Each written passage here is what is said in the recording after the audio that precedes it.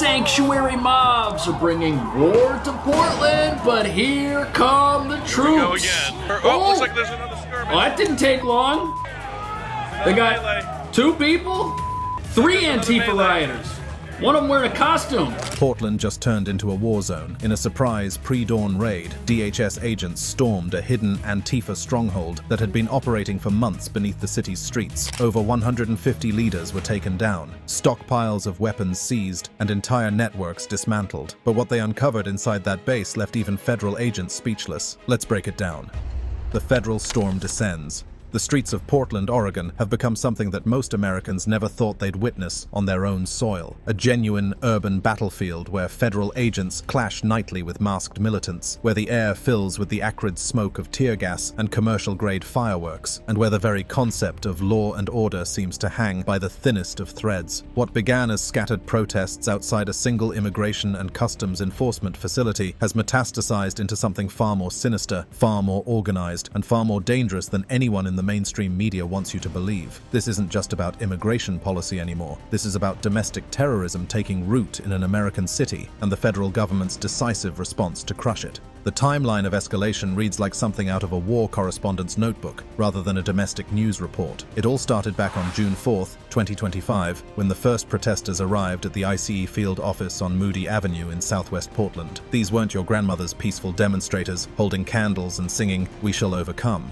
No, these were coordinated actors, many dressed head to toe in black tactical gear, their faces obscured by masks and bandanas, forming human chains to physically block federal vehicles from entering and exiting the facility. Within days, what had been advertised as symbolic resistance transformed into something far more aggressive and calculated. By mid-June, the situation had deteriorated dramatically. Crowds swelling to over 1,000 strong began deploying tactics that went far beyond peaceful civil disobedience. They weren't just chanting and holding signs, they were hurling commercial-grade fireworks at federal officers, launching projectiles including bricks and bottles, and using high-powered lasers to deliberately blind agents attempting to maintain order. On June 20th alone, 6 individuals were charged with assaulting federal officers after they used improvised battering rams fashioned from stolen stop signs to attack the facility's gates. This wasn't protest. This was premeditated assault on federal property and personnel. But here's where the story takes a truly alarming turn, one that the legacy media has been desperately trying to downplay or outright ignore. The Department of Homeland Security didn't just observe random acts of violence from disorganized troublemakers. What they discovered was something far more chilling: a coordinated network of Antifa cells operating with military-level precision, complete with supply chains, reconnaissance operations, and what can only be described as a command and control structure that belies their claims of being a leaderless movement. Independent journalists on the ground documented exactly what federal authorities were confronting night after night. All these people right here are the Antifa of Portland, all in black. You come back, I'm gonna fucking smoke you, dude. Really? Yes. You have a sniper lasered on you right now. Stop it. We're Portland. This is our mother. Keep it weird.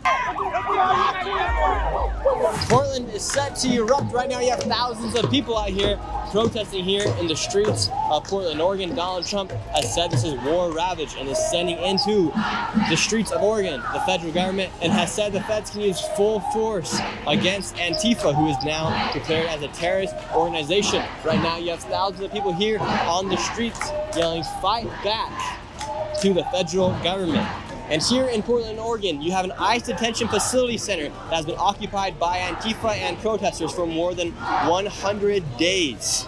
And assaults on ICE agents is up 1,000% since Trump took office for his second term. The federal response, which began tentatively in June with just 50 personnel providing basic facility protection, rapidly evolved into a substantial deployment. By late September, following President Trump's executive order designating Antifa as a domestic terrorist organization, the Department of Homeland Security had surged its presence to between 400 and 600 federal agents. These weren't just standard security guards or local police backup. These were tactical units from Border Patrol's elite BORTAC teams, FBI Joint Task Forces specializing in domestic extremism, and Customs and Border Protection agents trained for high-threat environments. The authorization came directly from the top. On September 27th, President Trump made the decision explicit, publicly declaring his intention to deploy up to 500 federal troops to Portland, describing the city as being under siege by Antifa mobs, and promising to use full force to protect federal assets and personnel. This wasn't political grandstanding. This was the commander-in-chief, recognizing that a major American city had been allowed to descend into chaos and that the federal government had a constitutional duty to restore order when local authorities either couldn't or wouldn't do so themselves. The president himself made the situation crystal clear in his own words. Or Portland, Oregon. I mean, every time I look at that place, the place is burning down. There's fires all over the place.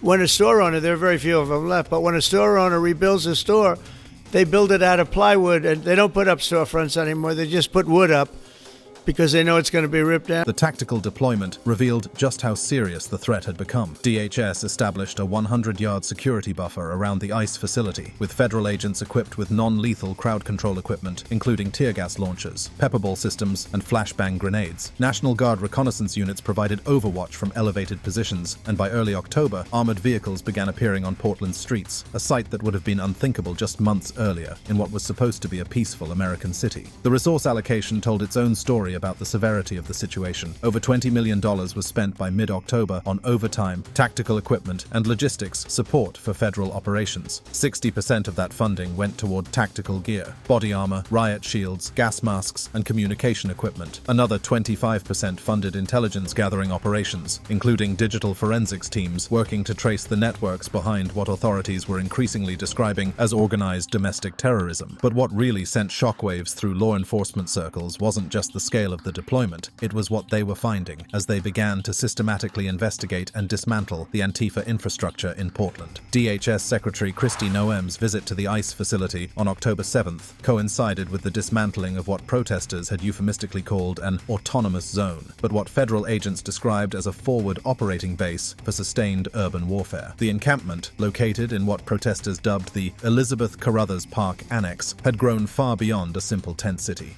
Federal agents arriving at dawn with excavators and sanitation crews didn't just find sleeping bags and protest signs. They found supply caches that included medical kits sophisticated enough to treat serious injuries, communication equipment for coordinating multi-site actions, and stockpiles of materials that could be quickly weaponized, commercial-grade smoke grenades, high-powered lasers, and components for improvised incendiary devices. The operation to clear the encampment on October 8th resulted in 4 immediate arrests for non-compliance, but more significantly, it yielded critical intelligence about the network's logistics. Agents discovered detailed plans for resupply operations, encrypted communication channels, and perhaps most disturbingly, evidence of coordination with similar cells across the country. This wasn't just Portland's problem anymore. This was a national security threat that happened to be concentrated in one particularly permissive urban environment. The seizures painted a picture of an organization that had learned from previous confrontations and was continuously adapting its tactics. Federal inventories documented the recovery of 7 high-powered green lasers, several mounted on tripods for stability, specifically designed to cause temporary or even permanent blindness in officers. These weren't cheap laser pointers bought on a whim. These were 500 milliwatt devices purchased deliberately for their capacity to incapacitate, costing upwards of $50 each, and sourced from online retailers. The threat these weapons posed became viscerally clear when an Antifa militant confronted a journalist filming the protests, threatening violence, only to be warned that federal snipers had him targeted from rooftop positions, a defensive posture necessitated by the very laser attacks and projectile assaults that had become routine.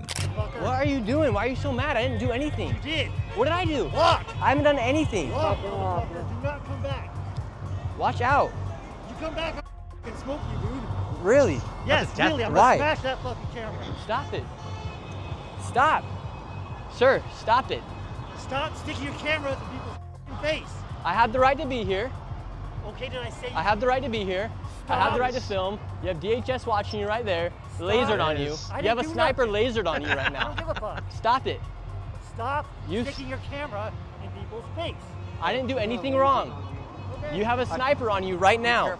You have a sniper on you right now. You see, he's like, yo, be careful, dude. Look at this. 6 improvised explosive devices and projectiles were also recovered, including commercial smoke grenades, the military-grade M18 type, and fireworks that had been modified with nails and other metal fragments to maximize their capacity to injure. One particularly disturbing find from June 24th involved a smoke grenade that had been thrown directly at a CBP van, and in October, agents recovered 3 firework tubes still containing black powder residue, abandoned during a dispersal operation, but clearly intended for use use as weapons rather than celebration. The scale of what federal authorities were uncovering demanded a response that went beyond traditional law enforcement. This required a comprehensive counterterrorism approach, and President Trump's September 22nd executive order provided exactly that framework. The designation of Antifa as a domestic terrorist organization wasn't symbolic. It unlocked enhanced surveillance capabilities, expanded prosecutorial tools, and most importantly, it sent an unmistakable message that political violence would no longer be tolerated, downplayed, or excused by sympathetic local officials. What unfolded on Portland's streets night after night demonstrated exactly why federal intervention became absolutely necessary. The chaos was escalating beyond anything local authorities could or would handle. Sanctuary mobs are bringing war to Portland, but here come the troops. Go again. Oh, looks like there's another skirmish. Oh, that didn't take long.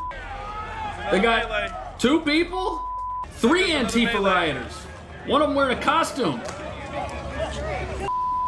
Oh, this guy doesn't want to go down without a fight. Is that cheering?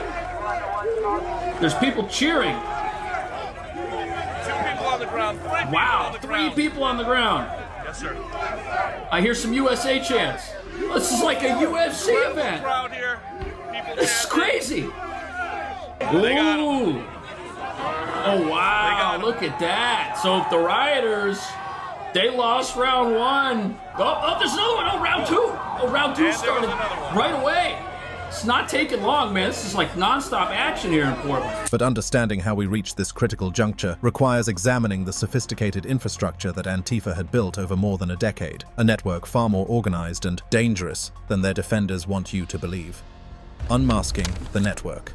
The designation of Antifa as a domestic terrorist organization represented far more than political messaging. It opened investigative pathways that revealed the true scope and sophistication of what had been operating in America's progressive cities for years. What federal investigators discovered in Portland wasn't a spontaneous uprising of concerned citizens. What they found was a decentralized but highly coordinated network that had been refining its tactics for over a decade, learning from every confrontation and growing bolder with each instance of local authorities looking the other way or actively enabling their activities. Portland's Antifa movement traces its origins to 2007, when Rose City Antifa was founded as one of the first formal chapters in the United States. Initially, the group positioned itself as a research organization documenting and exposing white nationalist activity in the Pacific Northwest. Their early methods involved creating detailed dossiers on neo-Nazi organizers, publishing information on websites and in underground zines, and organizing counter-protests to disrupt far-right gatherings. By 2010, Rose City Antifa had evolved beyond mere documentation, coordinating with groups like the Pacific Northwest Youth Liberation Front to physically confront and shut down events like the 2011 Aryan Nations rally. But here's what makes the current situation so dangerous. What began as reactive counter-protest has transformed into proactive political violence, targeting not just fringe extremists, but mainstream conservative voices, law enforcement personnel, and federal immigration officials simply trying to enforce the law. The structure that investigators uncovered in 2025 revealed an organization that had learned to exploit the weaknesses in America's legal and political systems with ruthless efficiency. The network operates through what they call affinity groups, small cells of 5 to 15 individuals bound by personal trust rather than formal membership roles. These groups plan their operations autonomously, but coordinate through encrypted messaging apps like Signal and communicate through anarchist news platforms like It's Going Down, which launched in 2015 specifically to amplify Portland-based actions to a national audience. Funding comes through mutual aid networks, including crowdfunding campaigns disguised as legal defense funds and community support initiatives, with Rose City Antifa's own financial reports showing expenditures on bail money and medical supplies rather than traditional organizational overhead. The black bloc tactic, where protesters dress identically in all-black clothing, masks, and helmets, serves a dual purpose that goes far beyond simple anonymity. Yes, it makes individual identification difficult, but more importantly, it creates a legal nightmare for prosecutors. When everyone looks identical, defense attorneys can argue reasonable doubt about who specifically committed which crime. And the uniformity you see at every single protest is no accident. It's a deliberate tactical choice designed to protect the group while enabling violence. Journalists documenting the Portland protests captured this coordination perfectly. So this right here is the ICE Detention Facility Center, where they do hold illegal migrants once ICE has gone out and got them. And right here you see all the protesters. These guys, for instance, are all in black. They do not want to show their face. Those are potential members of Antifa. Antifa has had control of this location outside, occupying it for the past 100 days or so, and now this is said to be their rally. Federal prosecutors learned this lesson painfully in 2017 when they attempted to charge over 200 protesters with conspiracy for wearing black bloc during Trump's inauguration. Most of those cases collapsed, and the defendants subsequently won a $1.6 million settlement for wrongful prosecution. But the tactics evolved far beyond defensive legal strategies. What investigators discovered in Portland in 2025 was an organization that had weaponized information warfare with devastating effectiveness. On July 10th, 2025, Rose City Counterinfo and the Crustian Daily published a joint post that sent shockwaves through law enforcement nationwide. The post contained names, photographs, home addresses, and license plate numbers of 28 ICE officers stationed in Portland. It included detailed maps showing routes to officers' homes in suburbs like Beaverton and provided links to encrypted signal channels where supporters could share additional information about federal personnel. DHS condemned this as illegal harassment on July 11th, warning that federal charges under the Computer Fraud and Abuse Act would follow. The consequences were immediate and terrifying. By July 15th, at least 5 officers reported slashed tires and graffiti reading "snitch" spray-painted on their vehicles. One officer's family received dozens of harassing phone calls traced to burner apps linked to Portland IP addresses. This wasn't protest. This was targeted intimidation designed to make federal law enforcement afraid to do their jobs. The sophistication of the operation became even more apparent as investigators traced the logistics behind the street-level violence. During the protests, groups used U-locks to chain ICE facility gates, deployed battering rams fashioned from repurposed street signs to test fence integrity, and coordinated volleys of projectiles, bricks sourced from construction sites, commercial fireworks purchased from legal retailers, and bear spray bought in bulk from outdoor supply stores. Portland Police Bureau reports from June 29th documented 12 officers sustaining injuries from thrown objects during a single night of confrontation. The escalation pattern revealed deliberate strategic thinking. June began with symbolic blockades and daytime vigils that drew 200 to 300 participants. By June 14th, after a peaceful march of 10,000 organized by immigrant rights groups, smaller contingents peeled off after dark to deploy lasers against patrol vehicles and throw bricks through facility windows. DHS logged 3 assaults that night, including a direct strike on an officer's helmet that could have caused serious injury or death. The violence intensified throughout the summer. By June 29th, DHS reported a 300% monthly increase in assaults on federal officers. Protesters had erected plywood barriers reinforced with zip-tied shopping carts around the ICE entrance, effectively halting operations for 48 hours. A particularly brazen attack on June 20th involved a protester wielding a rebar pole against a security gate, injuring an agent's hand and earning that individual felony assault charges. July brought tactical refinement. After the July 10th doxing leak, incidents of targeted vandalism surged, with an officer's home being egged on July 12th based on information from the published dossiers. Assaults diversified beyond thrown objects. Pepper spray volleys on July 15th hospitalized 2 officers with respiratory complications, while battering rams tested fence weak points on July 20th. The so-called autonomous zone became operational, with tents and medical stations enabling 24/7 presence that forced ICE to resort to helicopter transport for detainees who couldn't be safely moved by ground vehicles.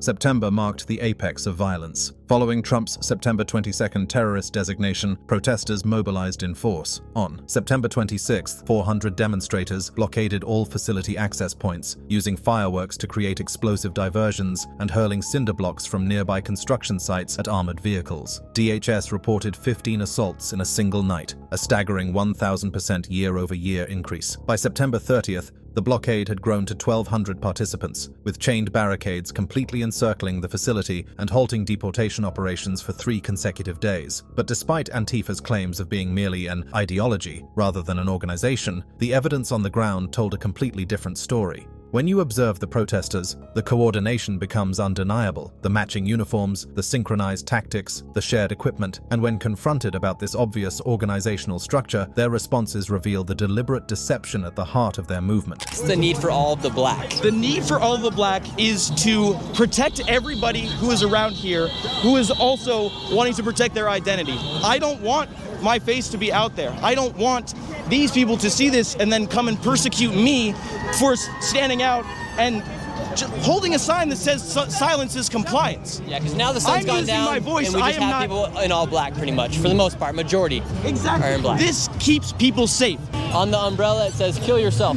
The federal response necessarily evolved to match the threat. October brought intensified enforcement operations, including the dismantling of the autonomous zone on October 8 that I described earlier. But enforcement was just one prong of a broader strategy. Intelligence gathering became paramount, with FBI digital forensics teams working to map the network's structure, funding sources, and leadership. This is where claims about 150-plus Antifa leaders arrested require careful examination. DHS's September 26th announcement referenced dozens of arrests nationwide, a figure that was subsequently amplified in White House briefings to suggest Portland-centric mass roundups. The reality, while significant, was more measured. Actual high-profile arrests in Portland numbered fewer than a dozen through mid-October, though each represented a significant blow to the network's operational capability. On June 20th, 6 individuals were charged with assault, including Jay Ramirez, identified by authorities as a Rose City Antifa veteran previously doxxed by conservative journalists in 2018. Ramirez was held on $50,000 bail for his role in the gate ramming incident. The July 11th doxing investigation led to one arrest, S. Ellis, 29, of Rose City Counter-Info, charged with cyber-stalking after forensic analysis of her laptop revealed the compiled ICE dossiers. She was released pending trial, highlighting the challenges in securing detention for what prosecutors must prove are serious threats rather than protected speech. September 26th yielded 3 Portland arrests for coordinated fireworks assaults, including Monsieur Torres, linked through facial recognition to 2020 federal courthouse actions. October saw continued enforcement. On October 4th, 2 individuals were arrested for pepper spray volleys, with one, K. Nguyen, tied to encampment logistics through cell phone location data. The cumulative effect, while not reaching triple digits in Portland alone, represented a systematic degradation of the network's operational capacity. The arrest procedures themselves reflected the seriousness with which federal authorities now viewed the Antifa threat. Tactical teams used zip ties for immediate restraint, transported suspects to mobile command posts for processing, and employed facial recognition technology to cross-reference against Antifa watch lists compiled over years of protest monitoring. Suspects were held for up to 48 hours before transfer to federal detention facilities in Portland or Seattle, with charges typically filed under federal assault statutes carrying significantly harsher penalties than state equivalents. And what made these arrests particularly effective was catching Antifa members in the act of violence, with overwhelming video evidence documenting their crimes. Sounds like they're about to open up the gates and the feds are about to come out.